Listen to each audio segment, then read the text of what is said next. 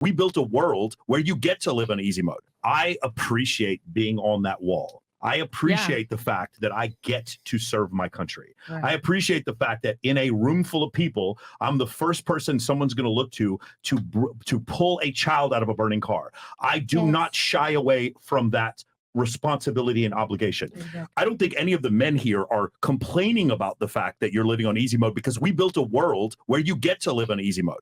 The point is like what Myron says, people who have privilege don't recognize their privilege. It's invisible to you when you have it. That's the only thing that we're trying to bring up. But Does that make sense? We're not victims because we get to work. I love the fact that I get to work. I love the fact that my family is never going to have to worry about medical bills or where they're going to live for the rest of their lives. Because I bust my ass. I love that. So we're not shying away from that. I love that. But the point is, going back to what he said before, like the thing is, he's using the word easy mode, which I think might be a triggering word for you. It's easier is what he's saying. And you have certain advantages that we don't have. We're not complaining. And for what she said, you're absolutely right. That's what makes us harder. But there's a certain group of men that are inundated with pornography. They're inundated with video games. They're inundated with these other things where now their life becomes on easy mode. And then they just lose all motivation and they become overweight and then they end up going that's who this, but that sounds like how you were saying, like that's who this $39,000 a year person is. Like and that's the thing, that's the real epidemic here, because if you're not going to have men who are working really hard, who are raising up society, then why would women have to hold themselves to a high standard? Very hard who also make $39,000 a year. I agree. Some of those, it's not a function of men working hard. I'm just using that as example. Sure. That was basically putting in work and getting something out of it, not necessarily just monetarily, but putting in effort and getting something out. I think you guys have an issue with me using the term easy mode, and I'm not going to take my foot off the pedal with that. You guys do live life on easy mode, because whatever endeavor you want to get into, whether it's sports, there's a female league for you, which is inferior to the male league. If you guys want to go ahead and get into the job market, there's affirmative action that will let you get into that job market, even though you might not be as qualified as a man. Whether we want to talk about dating or relationships, it's easy mode because you're able to go ahead and attract the opposite gender while bringing relatively nothing to the table. Women live life on easy mode at almost every single facet of human endeavor in 2023. And here's the thing. I'm not mad about it. I'm just acknowledging it. But if I acknowledge it, I'm considered an asshole, misogynist, blah, blah, blah. But the reality is, we can't go on OnlyFans and make a bunch of money like a lot of you guys are with zero platform. Men have to be able to do something to provide some kind of value to be able to make money. But women, on the other hand, hold on. Women, on the other hand, can just monetize their sexuality fairly quickly if they're attractive enough. So what I'm saying is simply this.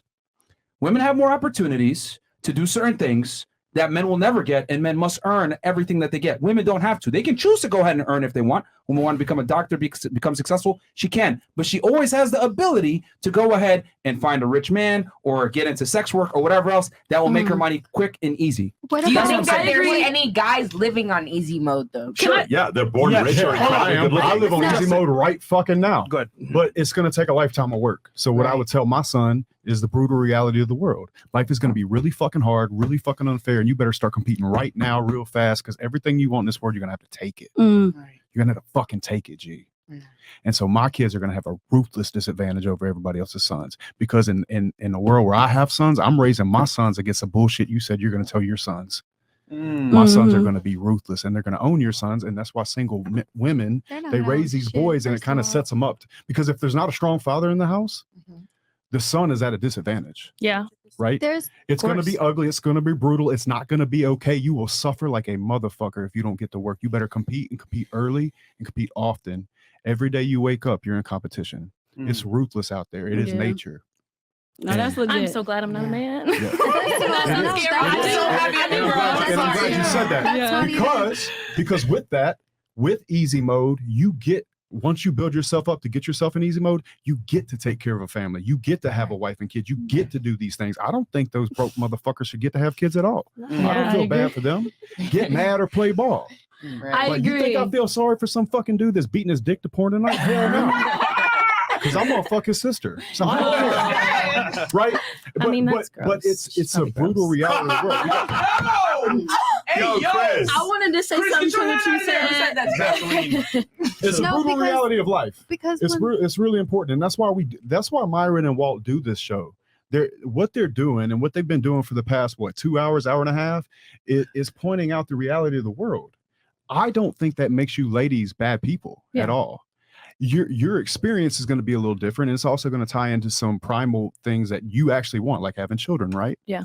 Having children is a very hard job. Yeah. Mothers, I don't think we respect mothers enough in Not society. easy mode. No, it's one of the it's a very physically, mentally, emotionally hard job. Mm-hmm. It really, really is. I respect mothers. I really do. And I think that if we could champion mothers a little bit more, maybe a lot more women could find themselves in a place where they could be a mother. So there I was like this guy. there was another survey that came out that showed that 83% of women said that if they could, they would have preferred to be a stay-at-home mother.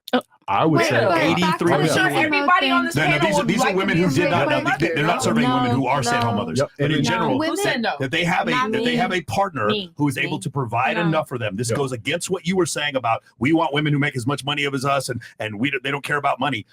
83% of these women who were surveyed, and these women were not stay-at-home mothers. They said, if given the choice, would you have preferred to be a stay-at-home mother? 83% of them said yes. That's 1.5 standard deviations. That's pretty we ask that significant. question right I now. want to say one thing though. I want it. Being a mother doesn't mean laying about and getting fucked. It means after you have the kid, are you actually doing motherly duties? Can we ask that question right now? Because I want to see why they said no, they wouldn't want to be a stay-at-home mother. I want to know why they said that. I have to get the whole thing that I'm 83% they would rather be a stay-at-home mother, but they didn't have the ability to because the partner didn't make enough money for that to happen. I think that's just the way the nature of women are. Like men, okay, y'all provide it, and the woman wants to be home nurturing. Yeah. Like that's just the nature of it. Yin and yang. I even said this the last time I was on here. Like I feel like there is roles and everything. Like, I mean, I'm not going to take away from anything else other than the fact that it's like, you guys, like as guys, y'all aren't able to breastfeed. Y'all aren't naturally adept at cooking and cleaning and things like that.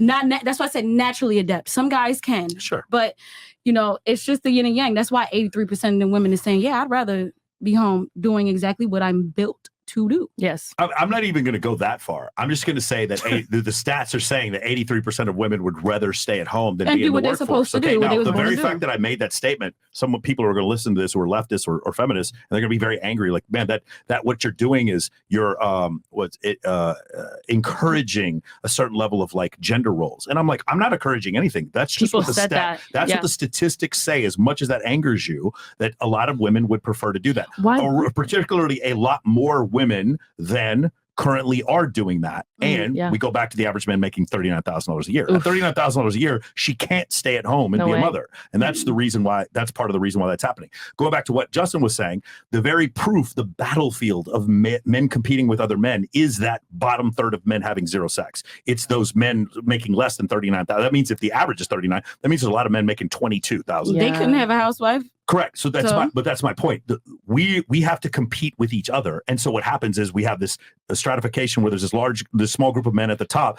83% of right swipes on Tinder, Bumble, and Hinge go to the top 20% of men. That's such an outrageous number when you think about that. Yeah. That means the bottom 80% of men are competing for 17% of the women. Wow. So it's incredibly inequitable. So what does that mean? That means that we have a situation where that men are competing with other men. And in doing so, there's a bunch of men at the bottom who are getting nothing, surplus men, right? And then we have a bunch of women who are specifically saying, I would prefer to have a husband who is able to provide for me so that I could stay at home. 83%, just so you understand, 68.27% is one standard deviation. 1.5 would be about 84%. So that's 1.5 standard deviations. That's incredibly statistically significant for something like that to happen. Yeah. So that's a description.